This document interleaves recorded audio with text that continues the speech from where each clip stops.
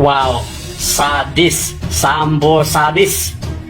Sebelum dibuang ternyata Sambo ajak 4 anak buah nonton bareng rekaman CCTV pembunuhan Brigadir Joshua. Dia mengancam anak buah yang kini dipecat itu. Kalau sampai bocor, kalian awas. Nah, luar biasa. Ini namanya pengkhianat negara, pembunuh paling sadis, dan juga sangat kejam, kawan. Luar biasa. Memang layak bagi saya untuk dihukum mati seberat-beratnya. Nggak ada yang transparan, nggak ada yang jujur, semuanya palsu. Sambo itu akan memalsukan semuanya karena dia ingin bebas. Tengoklah nanti siapa yang akan mati duluan. Adapun 4 anak buah Ferdi Sambo yang nobar CCTV pembunuhan Brigadir J adalah Kompol Cuk Putranto, sudah dipecat ya. Kompol Baikuni Wibowo sudah dipecat juga. Tapi membanding mereka AKBP Ridwan Soplanit dan AKBP Arif Rahman, dua ini belum selesai sepertinya. 4 perwira tersebut tidak berani melakukan pelaporan, malahan nobar materi CCTV pembunuhan Brigadir J. Hal tersebut lantaran Ferdi Sambo sebelumnya juga telah memberikan ancaman terhadap mereka. Ferdi Sambo mengancam agar hasil CCTV tersebut tidak sampai bocor kepada orang lain. Kini 3 dari 4 anak buah Ferdi Sambo tersebut telah ditetapkan sebagai tersangka obstruction of justice. Namun 1 dari mereka, AKBP Ridwan Soplanit, tidak ditetapkan sebagai tersangka. Kalau bocor berarti kalian berempat yang bocorin ancam Ferdi Sambo ya. Tinggal sebenarnya pertanyaannya adalah sepenting apakah tiba-tiba motif pelecehan itu mau dipertahankan di Magelang. Nah, this is the question. Berarti untuk menjerat Ferdi Sambo sendiri sebenarnya sudah cukup. Kalau misalnya CCTV ada kesaksian seperti ini, berarti kan mereka melihat sendiri proses atau kasus pembunuhan itu, ya kan? Nah, itu satu. Tetapi pertanyaannya adalah kenapa kemudian seolah-olah pelecehan atau kekerasan seksual di Magelang itu hendak dibesar-besarkan. Nah, apakah ini terkait untuk melokalisir permasalahan agar jangan sampai kemana-mana? Nah, ini juga menarik ya. Jadi sahabat era sekalian, tetap menarik untuk melihatnya ya. Kok bisa begitu gitu, kira-kira begitu ya. Ya, sekarang yang diperiksa kan banyak kan. Ya. Yang sudah ditempatkan kamar khusus kan ada beberapa. Itu suatu yang bentuk-bentuk ada dugaan ke arah sana. Jadi suatu reka yang cukup luas antar unit, mungkin begitu Mas bahasa saya. Oke. Jadi kalau pasalnya tidak hanya pasal pembunuhan dan pasal turut serta, ada juga pasal obstruction of justice atau penghalangan penyelidikan yang bisa dikenakan. Tidak hanya penyertaan, tapi adalah konkursus berbarengan suatu perbuatan. Nah, apa itu, Prof. Ibnu? Konkursus itu artinya selain menembak adalah menghilangkan barang bukti yang ada. Jadi merupakan satu kesatuan. Oke, menghilangkan barang bukti. Ya, konkursus itu seseorang melakukan beberapa perbuatan tindak pidana.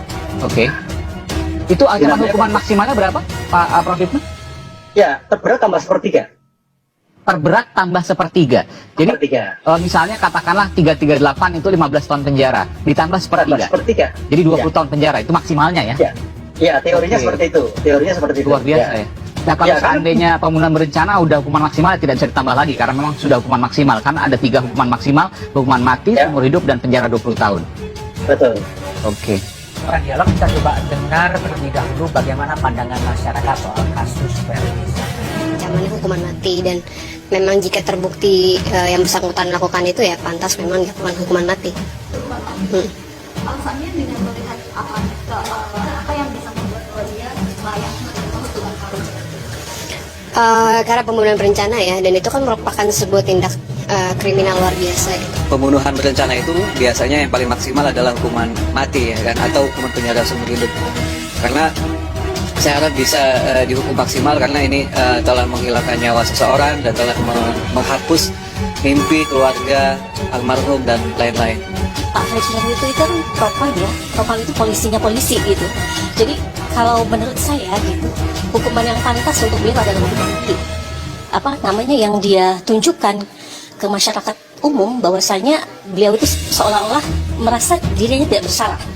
Satu, kedua, hukuman ini juga setimpal karena dia adalah penegak hukum.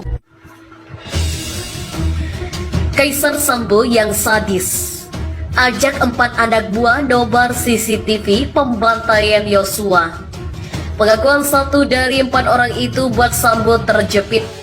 Jurnal 99 mengabarkan untuk Anda. Dilansir dari akun snack video Harry Man. Sadis, sebelum dibuang ternyata Sambo ajak 4 anak buah nobar rekaman CCTV pembunuhan. Kalau bocor, berarti salah kalian. buletindewata.com. Komentar dari warganet. Tapi tolong sabar videonya biar sebuah masyarakat Indonesia biar tahu dan paham, ujar user. Ya Allah, sadis banget, bener nggak ini, ujar Haji. Berarti Sambo lebih hebat dan berani daripada presiden dong. Apa Jokowi sudah tahu? Tidak, malu-maluin aja itu Jokowi, ujar Victor. Lihat dong videonya, serem, ujar Vina. Sadis ngeri, hati-hati ya, kalian punya anak, ujar Irwan. Bagaimana dengan Presiden korup Kim Jong-un, ujar Didin. Jenderal psikopat dididikan Tito Karnavian, ujar Sri. Sadis bener ya bang, mudah-mudahan hukum mati cepat, ujar Dewi. Bavia sejati bro, bocor gak bang ini? Semoga bocor ke publik, bukti kuat ini mah, ujar Andri. Buktikan, setuju, ngeri, ujar Suroso. Mereka menyampaikan hasil pendengaran mereka, ujar Aska. Repot juga polisi jadi penegak hukum. Yang diadili polisi yang pasti keadilan gak bisa mengsimakan, ujar Iman. Dan setelah itu, pembunuh Brigadir Yosua sengaja sama pemerintahan sekarang ini dijadikan politik untuk mencapai tujuan pemerintahan Jokowi agar bisa kemauan dia terlaksana, ujar Kaja. Biar kalian lihat videonya, jika benar gak pakai muter-muter drama Dorji, secepatnya dan hukum semua yang bela dan yang beri keterangan palsu, ujar Juma. Ternyata sayang, bikin bocor kedungan Jenderal Begundal, psikopat, ujar Situng. Mana PSK rekaman CCTV-nya? Kalau tidak Adi, ini berarti hoax, ujar Rino. Bisa jadi mereka psikopat, nggak ada rasa pembalasan dan bersalah. Tidak ada rasa menyesal, sadis, pasti kejam iya.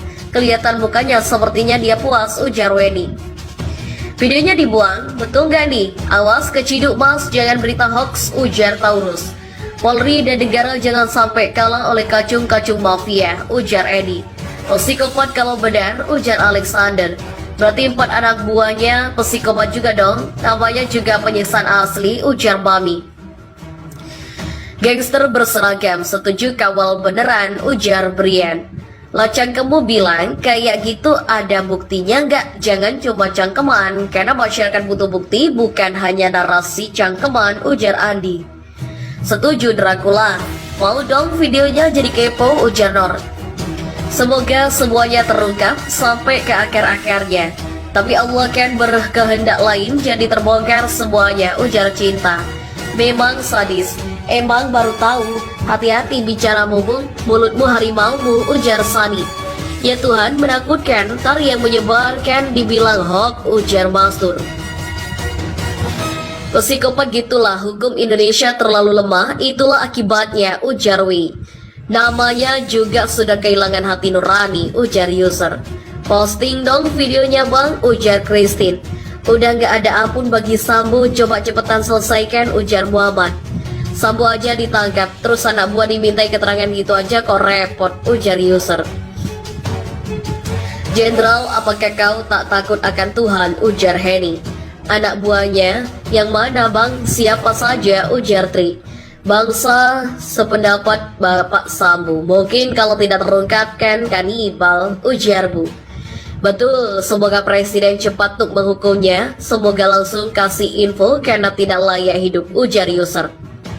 Berarti apa yang dibilang sama seperti yang kini yang lagi viral bener dong, ujar Rumah. Awas kena prank. Ini mah kayak suruhan Sambo menakut-nakuti melalui si ibu